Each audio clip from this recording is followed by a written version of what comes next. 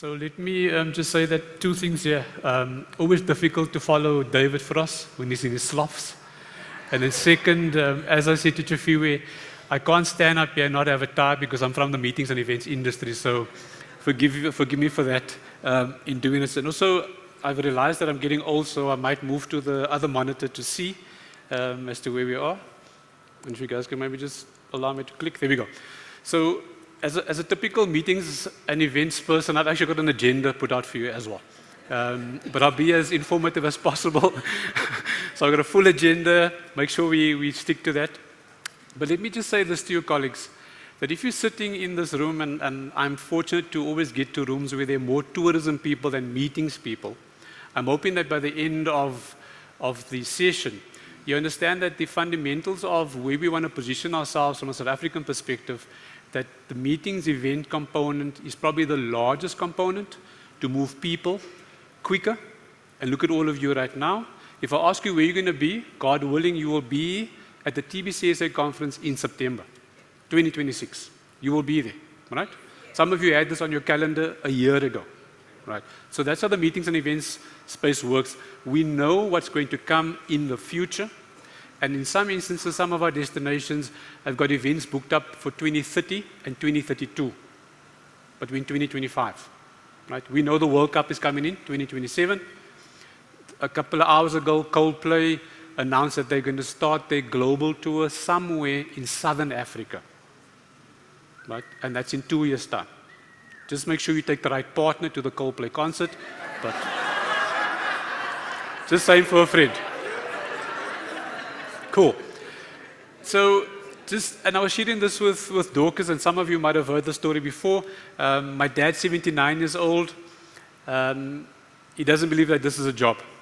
Every time I have to explain to him that I actually have a job, I actually do this for a living, and I speak to people in the last couple of years. But when you meet, please understand, and I know Otto's not here, we're not travel agents, right? We're not tour guides, right? When people meet, change happens. So if you think of yourself, when we started here just after 2, it's just before 4, think of the amount of information that you have and the amount of ideas that you've got going, right? And in doing that, the other thing that I want you to do, and I've asked Dorcas to do this as well, most of you come into the room and you're on your phone or on your laptop. Who has Googled themselves? Who's Googled themselves in the last month or so? Nobody's Googled themselves. Well, it goes to what David just said right now, right? Do yourself a favor before you get to the party tonight. Google yourself first. Take whatever Google says about you, put it into ChatGTP, and then ask ChatGTP, who is Glenton the Kock, as I've done, right? Why I've done that is because if my dad keeps thinking I don't have a day job, how do I explain to a 79-year-old that this is actually a job? So the more that I speak, the more that I do my work, AI has collected. So all of you are quite keen to do the Instagram tonight. All of that information, colleagues, sits in cyberspace. So when you Google yourself and you Google your name in ChatGTP, where do you think they find the information? Right. So when meetings happen, changes occur. And this is another interesting fact. There are so many associations, federations, clubs, academia. This event happened last week. Now, why my interest for this? Well, as I said, my dad's 79. There's early signs of dementia there. I hope he doesn't forget me or take me out to the world. But ideally, last week, for the first time on the African continent, in Cape Town, the International Federation of the Aging, there's an International Federation for the Aging. So those of you that are on the other side of 50, there's actually people looking at how you're going to age over time, right? Why I'm highlighting this is 500 people arrived at this conference last week from 63 countries, right? The beauty of a meeting is that when you do these sort of things, somewhere in that particular organization or federation or society, there will be a reference to that destination, right? Who remembers the AIDS conference in Durban? Yeah, all right. So in part, you must look at it from a perspective of saying that if we talk marketing for South Africa, remember that the component of what we can actually do smarter when you come to a Sun City, you can do 3 things quite cool here. Besides Valley of the Waves, that's a given. You can actually play golf. You can actually do golf. and you can actually do gastronomy. So 2 of what David's spoken about, we will pull into a meeting and show you what South Africa is about as well. So don't discount us in terms of not being part of that. So from an economic perspective, let me just give you some insights as to how the sector gets put together. So we've got a lot of acronyms in our industry, a lot of associations, a lot of platforms. The core and what you see on the screen is the first one on your left-hand side called ICA, the International Congress and Convention Association. They do on average 12,000 meetings a year. 12,000 they do a year. Right? We belong as South Africa, we're part of that. I saw Ms. Toby from the Cape Town ICC. She used to be the Africa chapter and a board member of ICA. Last year we did 94 meetings we did. Now it might sound a lot, but it's not a lot from a South African perspective. We should be doing much more from that side of things, right?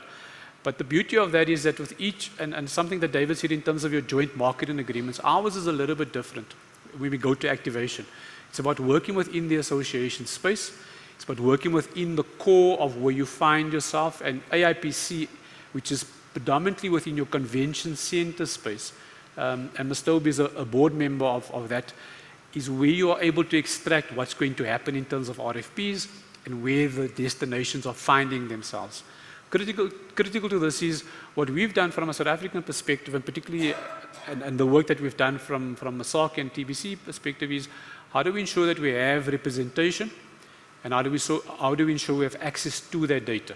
Because some of these RFPs sits within that particular ecosystem, and not being visible is a travesty that you don't want to have on yourself. So that's why the work that we're doing to get there.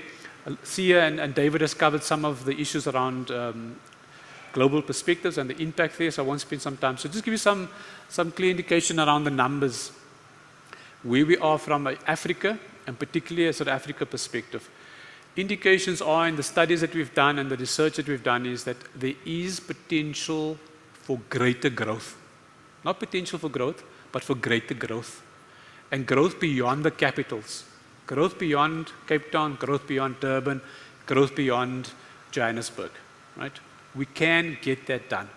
Our requirement, and I'll get to that later on, is we need a group of people passionate enough to hunt in the right direction. So in the last year or so, from 2023, in terms of the base data, we did $6.6 billion in actual work within the cross of the meetings and events industry. And there's a lot of data. I was so well aware that between Sia and David, by the time that I speak, I must give you more words than data. So please forgive all of the writing on that side. If you want all of the data, you can speak to me the next couple of days, but I want to give you top line data. As I said, just in terms of where we are 2024 to 2029, we've secured 1995 bids, right? 95, some of them are being delivered. Please also, from a data perspective, as we've asked many of our colleagues in our industry, we are hosting and still hosting G20. So G20 is laid on top of what we've already would have ordinarily have done on a year-to-year basis. So when we look at 2025, you will see what I call an artificial spike, but we need to take that information out of that going forward. And in respect of year-to-date, we've already confirmed 26 bids for those outer years going forward as well. Some interesting indicators for next year is that out of that 95, 15 of them will be delivered in 2026 and 10 in 2027. Just from a KZN side, and I know that my colleagues, some of them are not yet here arriving, but just KZN alone this year have delivered 132 events outside of G20. 132 events. Right? Now, again, for ourselves as the technocrats, we're like, can you maybe do 150 or 160? Right? Because we're always pushing the envelope, knowing that, as I said, if ICA's sort of doing 11,000 meetings globally, we can't only do 94 as a country. We have to do more than that going forward as well. So just from a focus perspective, and I know with the leisure, you always speak about your market. C has done a good job around doing that. We look at the economic sectors from an industry side of things. So even if we look at tourism as well, we look at the economic sector. So from a South African perspective, mining, manufacturing, life sciences, trade, finance, all of those, and I see the team that helped sort of reorganize my presentation. They also did some spelling errors there as well. No? I just have to sort them out later because you might think I didn't do the spelling check with ChatGTP. I see the financials spelled incorrectly or L missing. But the point I want to make is that we work within the economic sector. So a good example would be the Eastern Cape with the automotive sector. NAMCAM, and they've got an investor conference. But you would also understand that if that sector is struggling, like the automotive sector is struggling, it means that if they do Africa Auto Week or Auto Week, the exhibition space gets smaller. Right?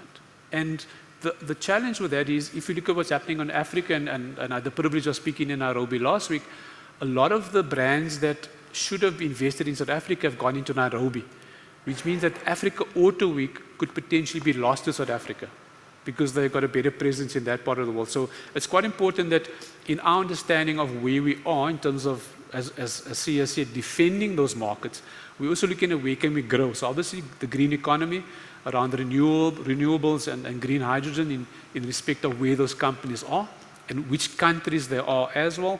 And in addition to that is, particularly for India, and I can say this because there's no politicians, and I want to thank the MC for allowing us just to get up and speak, because we have to go through that whole list of people, and it's just, so forgive me if I didn't even say good afternoon to you as well, because we're all colleagues and we had to do so. So it's just on the fintech, on the e-commerce side. So if South Africa, and I'm South African, says we're going to go China and India, my colleagues know that I would go maybe not China, maybe India, because of the fintech and the e-commerce. And there specifically we will look at either associations, or we'll also look at the incentive side of the marketplace as well. So it's a little bit more granular in terms of the detail as to where we're focusing. And when we're looking at bids and delivering these events, we look at the Northern Cape as a good example, particularly around the solar and sustainability in that respect. A lot of detail here. So to then help us build the demand and understanding that we need to then go and hunt specifically and not being sort of that stepchild or that third-born kid in the family that is thinking of going in another direction. If we talk South Africa, you'll see US, UK, Germany, China, Africa. You won't see India there now because we're still working on what is the approach we need to take within India. And from that, we've then looked at all of the economic sectors where potentially we need to start looking for new business or new events going forward as well. And in doing that, the critical mass here is that if you are sitting from a destination that's outside of the capitals, right? If you in the Eastern Cape, a good example. So Eastern Cape, Port Elizabeth, they are successfully as part of those events for 2024, 2029. They were successful to win the Skull International Conference. Right? A bad Skull conference is 1,000 delegates. A good Skull conference could probably be 1,800 delegates. Right? Why I'm using that as an example is when we're speaking about what we want to do next around the how-to part, there are a list of events that we've got which I'm not sharing as part of my presentation today that requires support or subvention funding to improve the delegate number for that destination. And there are some events that requires guarantees for them to consider you as part of that process. And then there's also the thing of how do we get people to go and present to that delegate. So at the moment now, a good example is Skull. Big concern for me personally because the cities want it. We're going to benefit from a South African perspective, but the poor chairperson has to fund their own trip to get to Chile in the next 10 days to convince people to come to South Africa. Now that alignment is out, colleagues. That is completely out. So part of what we're saying is if we know all of the data and we understand where we want to go to, how do we lead the initiatives, right? And this is what if I get into trouble, which I normally get to at least once when I come to the TBCSA conferences, right? So I'm going to do it today, then I know I'm done. But as a destination, we cannot, particularly in the space I work in, as I said to you earlier, we all know we're going to be, a year from now, we're going to be somewhere at the TBCSA conference, right? So from a strategic platform perspective, in my world that I work in, you cannot not be at these platforms. You can't be there. Because if all of those associations are there, if there are RFPs, IMEX is a good example, and thank you to the TBCSA board, and particularly to the TOMSA board, for coming in to ensure that we've got a platform at IMEX America in 2 weeks' time. So give you some indication of the stats here. Thank you for that. So give you an indication of how planning is quite important. So IMEX, 5,000 international buyers, 5,000. Those are just the buyers, right? Those are the people that are going to buy and have events looking to move around the country. Yes, we were a bit delayed, but in the last, let's say 14, it feels like 14 days, but it's less than 14 days, you have to be in the diary. The buyer decides who they want to meet with. And that's why I went out twice to just double check my numbers. But as I'm standing right now, we're on the platform. We've got 12 companies that are South African. 3 or 4 of them are in the audience. I don't have permission to call them out. But we've got 112 meetings already confirmed.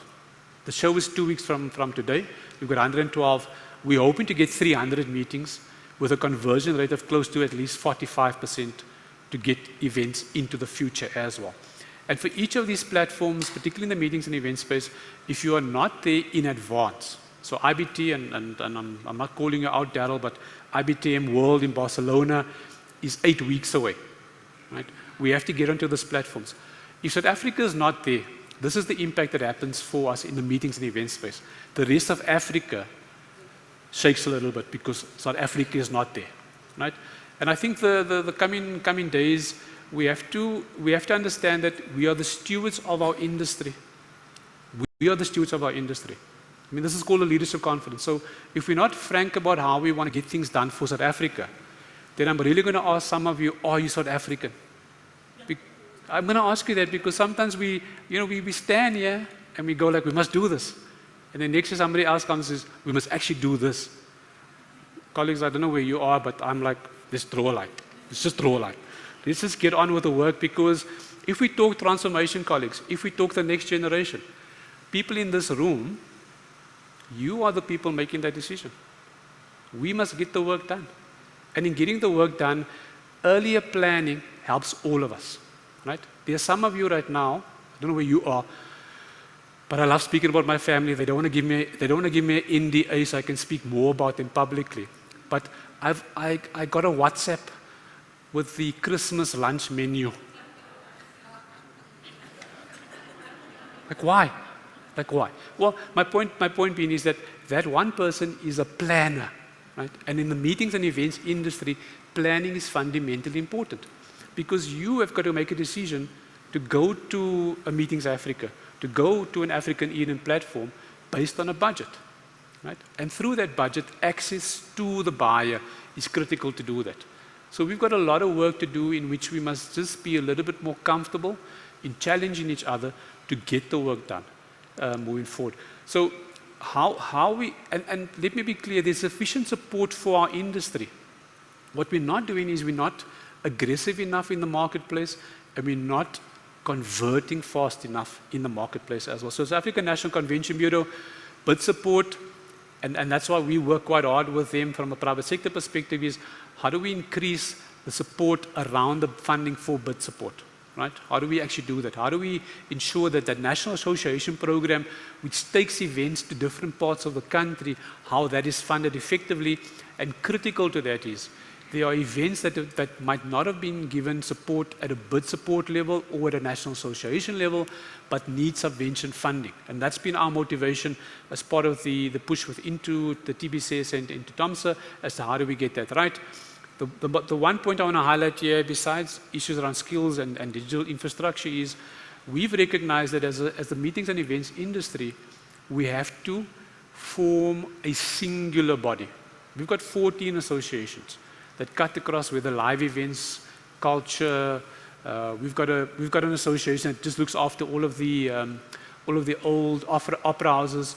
We're pulling all of them together so that it makes sense that when we speak, or one of us speak from these platforms, it's a singular messaging that we're putting forward from a South African perspective. So I think it was at the first conference, and I saw Leanne from BDO. I think Leanne was the moderator for that session, and Leanne said to me, but where's your calendar? Like, do you know what you guys are busy with or doing as such, right? So since that, and I thought seeing her yet was a good opportunity.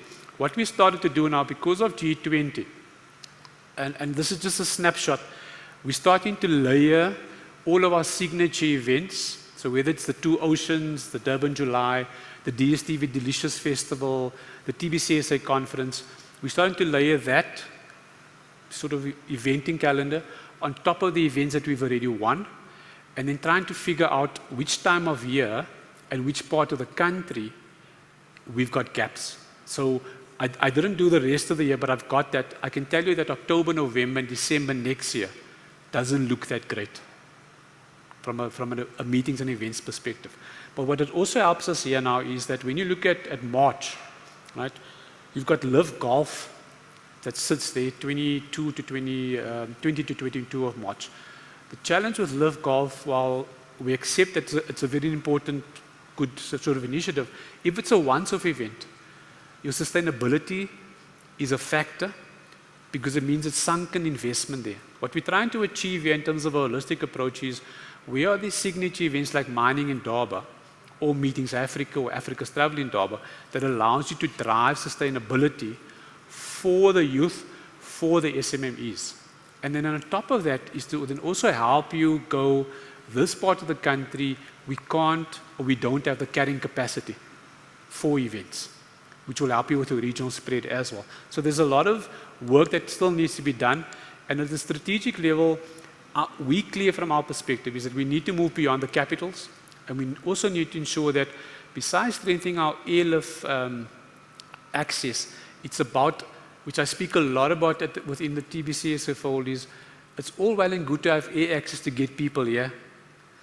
But how do I fly? There's one day I want to fly from Kimberley to PE. Not once a week, every day.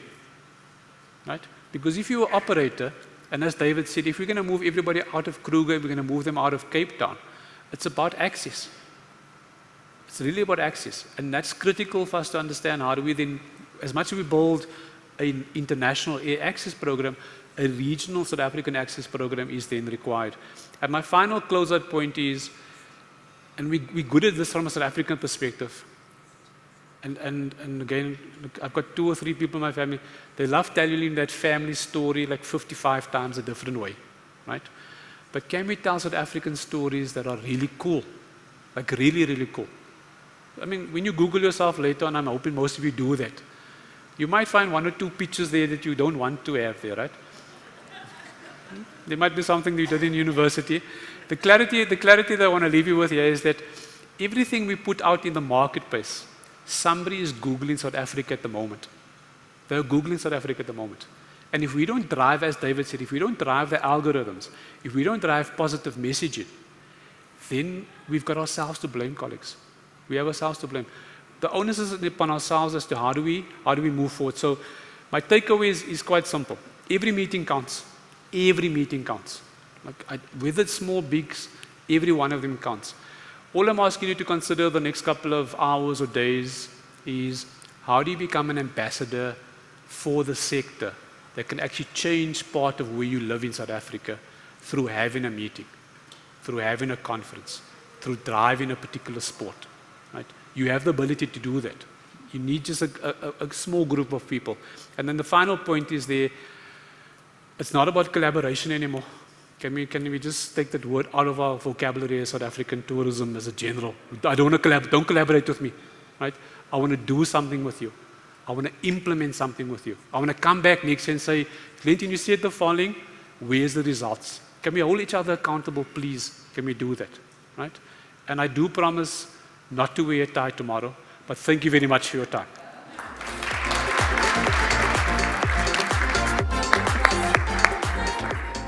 Thank you so much, Glenton. That was fantastic. Great to get some insight from a MICE perspective, and also all these wonderful initiatives that have been put in place, which are very supported by the private sector, so which is really great.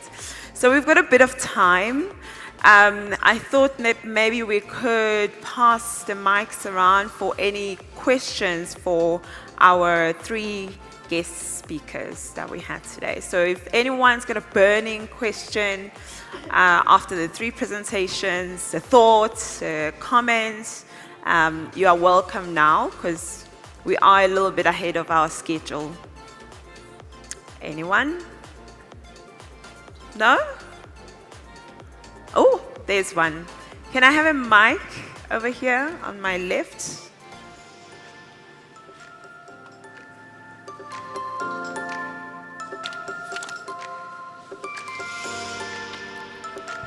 Is someone helping me with the mic? Open house. Okay. This question is for... Where are you? Sorry, I can't see. The light right is here. so bright. Right here. My hand is up. Oh, there we go. Thank you. My question is for David. When we spoke about AI innovation in tourism, I just wanted to find out, is it specific in how it's going to be implemented in terms of the digital space, and what kind of platforms will this AI be integrated into? I don't know if that question made sense. Specifically like apps or any platform that will be related to tourism and travel, will the AI be integrated into it? So thanks for that, but I did give a really sort of hectic caveat that I'm reporting back on some very cutting-edge stuff that happened at the conference, and I am an absolute techno-peasant of note. So Gillian might want to comment on that, but I mean, what David Ryan was suggesting was a approach of bringing sort of some leading minds together and inputting that in, and that's specifically for DMCs, for people who are selling the country, and to enable them to sell the country a lot better, and then by extension to sort of take that to the overseas sort of operator side of it. But thank you, Gillian, for... So I'm not a total AI fundie, but the large language models are already doing itineraries for people. The idea is that within a few years, some large language model will become travel specific and it'll do your bookings for you as well. You won't be going on Google, you won't be going on booking.com. But what we need to do is create the documents, the ability for the large language models to find out all our information. We're not going to make an AI, we're not going to make an app. We're going to collate all the information so those large language models, as they evolve, will find it all out, not just give you Safari and the Kruger in Cape Town, because they find out what is out there. We have to put out there a lot more of what there is in the country. And while I think it's great for DMCs and geographical distribution, I think it's essential for just marketing the entire country to all markets. Yeah. Thank you. Awesome. Got another question? Have you got the mic? Okay, Yes. great. Hi, everybody. My name is Sarah. I am the Managing Director of TBCSA Branding Solutions, where we offer eco-friendly gifting items. An example is this bag that we recently just did for ABSA for smart procurement. So the gentleman who spoke first, Mr. Sibusiso, I think? Sia, my apologies. You mentioned that sustainability needs to be ingrained in our value proposition. It can't just be on paper and be done by the way. But what I find with most corporates or even various institutions is that these sustainability conversations are usually had at top level and they don't really trickle down, and there isn't really much education, to suppliers such as myself to incorporate sustainability in their value proposition. So I just want to know, how can we bridge that gap? Thank you. Sure. Thank you. Thank you. That's a good question. I think going back to what I said, for the sector, the approach should be, first of all, we need to define what sustainability looks like for us as a sector so that it doesn't end up in PowerPoints in the boardrooms. It's something that filters down the entire value chain. I mean, the work you're doing, for example, it forms part of that. But what does it mean and what does it translate to? And again, it goes to how do you link it to the value at the end of the value chain? You know what I mean? So I think sometimes when you look at corporate, they will typically look at sustainability from the CSI perspective, right? You go and paint a few schools and do a couple of things. But this is not what we're talking about here. This is far much broader. This is about how do you incorporate communities in the tourism value chain that forms part of sustainability. So you look at issues around crime. How does the tourism sector contribute positively in reducing the crime rate thus driving sustainability. So Even it's waste something we need to define so that every stakeholder in the value chain understand their value, their role and what they contribute, and they're able to measure their contribution insofar as sustainability is concerned. Thank you so much. Sure. Thanks, Sia. Got another question. Oh, let's take, he was first, sorry. All right. Go first, yeah. Good afternoon, everyone. My name is Jabu from the Small Tourism Enterprise Association. The language is changing now. It's all about TBCSA, no longer South African tourism. What does that leave your smaller operators? IMEX is happening in 2 weeks' time. Are there any smaller operators that are going to IMEX America? Thank you. Glenton, thank you. Great question. So yes, so can I be frank to you? Can I? Yeah, can I? Cool. Yeah. Because I mean, sometimes they, I try to be politically correct, as you With know. your tie. So here's what happened is, communication is sent from South African tourism to all the exhibitors that have shown interest to say that the minister is not allowing them to go to IMEX America, right? Immediately that leaves, and you and I were there last year, there were 36, 38 exhibitors on the stand, right? I then have, at that same, 24 hours later, we're at the meeting with the DG. Him and I have had a conversation. From a timing perspective, and this is where the wheels of governance is fundamentally important, but can also hold us back as well. It was then easier for us from a SAACI perspective, because I've signed guarantee for IMEX America, right? It was easy for us then to go to the exhibitors that are members to see who are committed. 12 of them have committed. Each of them will be paying an amount as part of their co-sharing. And that leaves the rest of the exhibitors that would have been with us at IMEX in limbo. And that's why, I mean, I'm tongue-in-cheek asking out loud, are we going to do IBTM Barcelona? Because we've got the support for IBTM Barcelona, and I've got the support from the DG, which gives us a bit of a leeway in terms of a runway. And you and I both know, if decisions are not made like today to go, we're doing Barcelona, it allows me then to go back to the DG and says, we're doing Barcelona as part of your market access program. Can I then get an agreement with you? Because we're comfortable to sign on behalf of industry. Right? And that's the critical conversation we must have here right now is the role in which we're going to have to play if at a strategic level, because we can talk about the markets, but if nobody goes to the market ain't going to come to us. Right? That's the part there. So as private sector, there's some decisions where I agree with you. I'm still trying to find a way of how do I contract quickly with the department to bring you along to the show. So everything that we do is about the industry, the greater good of the industry. And that's why I think I'm using this platform to go, let's have the conversation, let's have the frankness around, because this perception that we don't want to work with the SMME, we don't want to work with the youth, if we don't explain what the intricacies are on the contracting part, right, and where we need to step in, it's not comfortable. At the moment, it's not comfortable. We cannot have the situation that we've got right now. So in that part, do I want the SMMEs? Do we want them there? And that sounds horrible the way I just said it right now. It is about the support that needs to be provided there as well. And that's why for me, I'm hoping that by the time I leave the conference, I have some clarity around Barcelona, because that's where you and I should be next outside of IMEX America from an industry perspective, right? So work is being done. As I said, I might not be invited back tomorrow to the function later on, but the important thing here, colleagues, is that some of you want to have the conversation. I'm happy to have that conversation because, as I said earlier, I'm South African. I want to see the growth of my destination, and I want to make sure everybody grows. But somewhere in that, we mustn't break the law, and we must just tell the story like it is. Not that uncle that gives you 5 different versions as well. So yes, same space. I can show you. We've got the same space we had last year. We've taken the full 600 square meters, but we're only going to have 12 exhibitors there on the stand itself.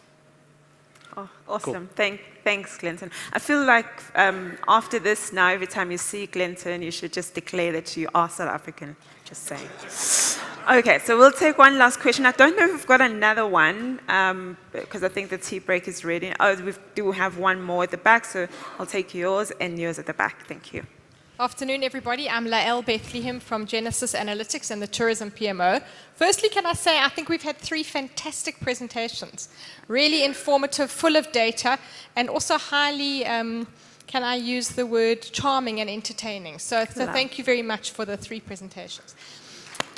That's awesome. So I want to know this. If the minister comes tomorrow, the 2 ministers are coming, if the ministers come tomorrow and say we're going to get an electronic travel authorization system, which is going to open the door to all of those travelers who've been held back in the past by visa problems, if we get that, are we going to be ready? And of course, a visa opens a door, but it doesn't actually bring anybody.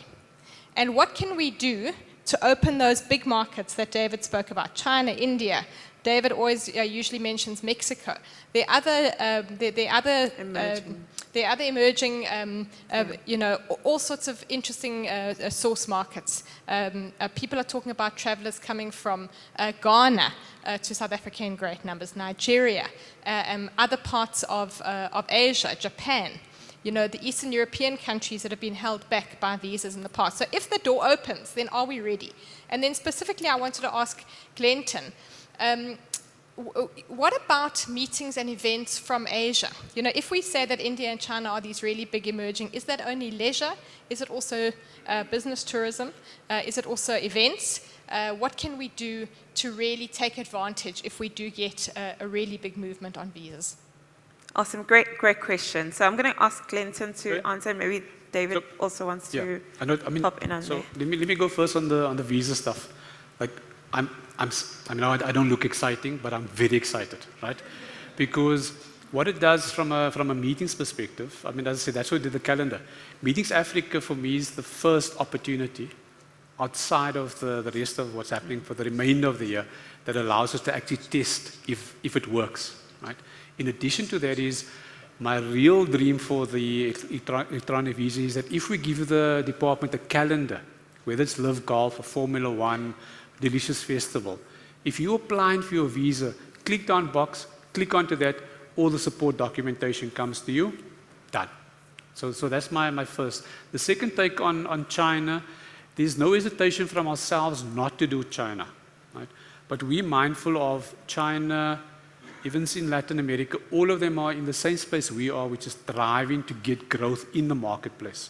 The opportunity does exist to do, in part where I get into trouble again, if we do an IMAX Africa that matches an IMAX Asia, right? Because that way, reciprocally, you can share your buyers. And ideally, we want to get to a stage where a Meetings Africa, Africa's Travel Indaba, your buyers should supersede your exhibitor floor. Because those of us that have been on the floors, if you've got 1,000 people on the floor, you need 2,500 buyers. Right? That's the base of where you want to be. So Asia, definitely, without a doubt. And that's why I put the slide up, and I should have maybe taken more of my time to explain what each of those international associations do, because it allows me to be sounding a bit clever, go like, I can get the data from there, I know who the event organizer is there. And in the last couple of days, IBTM have announced that they're going to do IBTM Asia, which allows Europe to go across to that part of the world as well. So that's what we're quite excited about, how we can get more event organizers or event owners to be part of the Trusted Tour Operator scheme, because that would allow an easy in. So 2 events, mining in Durban would be another one, and electro mining. Both of those on average in a bad year is about 10,500 delegates. So the numbers would add up over time there. But I know David want to say more on the visa side of things. Oh, thanks. Thanks, Lael. I think that's, it's a really seminal question. Look, China and India, you've just got to bear in mind that we, in 2025, the peak year for arrivals out of China and India was 2013. We've been going backwards since then. Speak to Mr. Camp at Sun City and ask him. There are people here who remember Chinese tourists into Sun City. There is capacity, I think, to absorb that. The good thing about India as well is if you look at the travel seasonality of India, it's in our low season. So, you know, if we can get more Indians, Indian arrivals coming back, great. But there's quite a seasonality around that. And then, as far as Mexico goes, I mean, that would just be, I mean, there's a huge impediment, as you well know, out of the Mexican market. But we only get I think the correct figure is 4,879. And we were joking that we could give Mexicans their own number. You know, like when you get when you win your cap for the Proteas, you actually get a number. You know, you're the 4,897th Mexican that's visited South Africa. So I think there's certainly capacity, but the key point that going back to what I was saying is we need to spread people. So remember, 2024 2.1 million. 2019 2.6, which wasn't our best year. 2017 was our best year. We got 2.7. So that's 500,000 tourists that we don't have. But we can't remember. Cape Town's getting chock-a-block. Those 500,000 were people who were self-driving and they were getting into the Eastern Cape. They were out in other parts of the country. So it's so important to come back to this thing about how we sell, what we sell, and, you know, trying to actually get people spread out. But, you know, these are, you know, it's you know, I wish it was so that we're going to have problems like that. But, you know, Enver, the Cape Town guys are already grappling with the whole area. I think, you know, how does Cape Town cope? Because it is actually getting, you know, it's getting quite close to capacity. So how do we manage people there? How do we, you know, use other areas of the Western Cape? I mean, we had that fascinating presentation on this Cape Winelands Airport and the role that could play in terms of diversifying out. But yeah, bring it on. I think we at the moment need all the incremental tourism we can get.